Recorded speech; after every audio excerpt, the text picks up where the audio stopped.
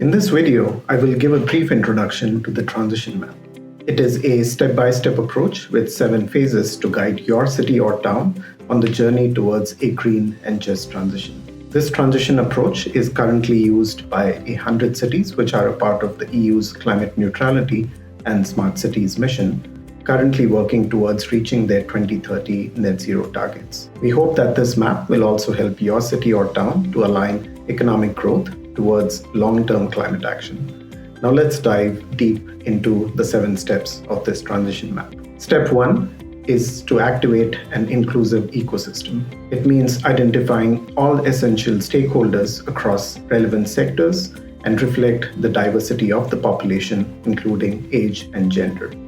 The ecosystem should also include non-traditional voices which are not a part of the planning process. This step helps co-creating a shared vision of what the transition means for a city or town. It also helps mobilize wider support, advocacy, and leadership to work collectively towards achieving this transition. Step 2 is building a strong mandate. It means a city or town should create a transition team within the local authority with strong relationships across all key administrative departments. A transition team should also include all necessary local stakeholders from the public and private sectors, civil society, academia, and research organizations.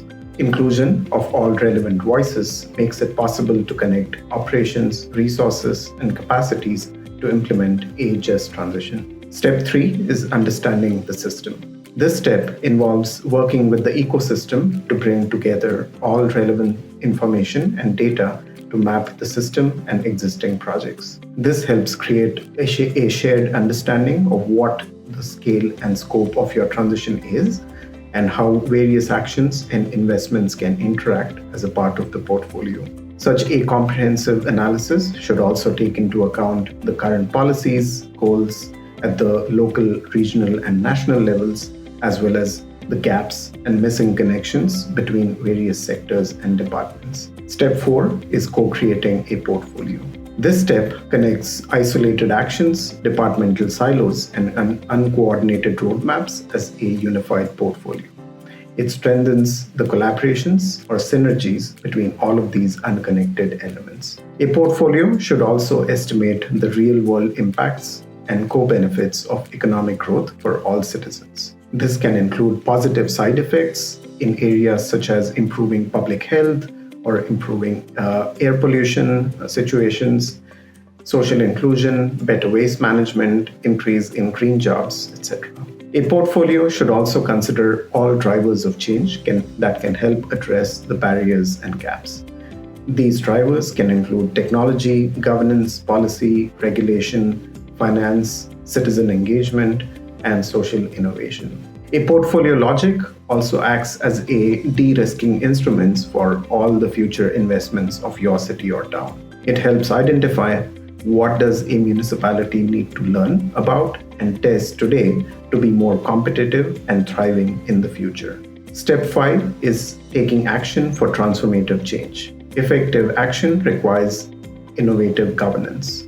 For this, capacity building might be necessary to adapt a city or town's resources, expertise, and administrative structures to implement the solutions in the portfolio.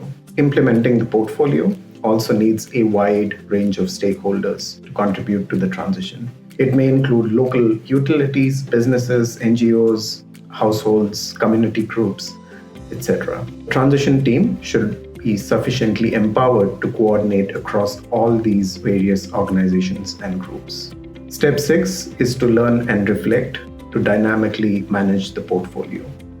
This step helps develop an organizational culture in which risks, challenges, and progress in a continuously changing context could be signaled early and acted upon in a flexible manner.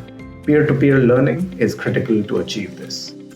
It not only transfers knowledge about which solutions are working and why, but it also helps build mutual trust. Creating such a safe environment is important to openly discuss barriers and failures and come up with ways to address them.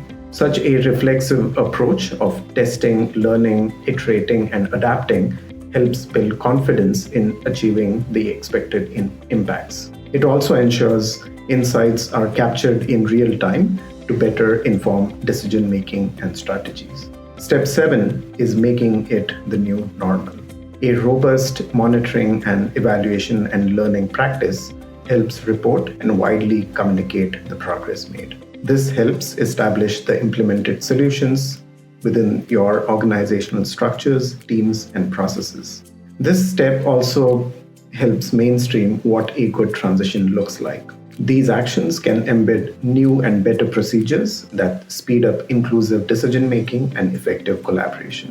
This last step also formalizes new rules and new standards that helps the most efficient practices being widely adopted by local authorities and local institutions. Lastly, a city or town can also use their existing relationships with other local authorities, regional and national networks to help formalize these new practices towards achieving a just and green transition.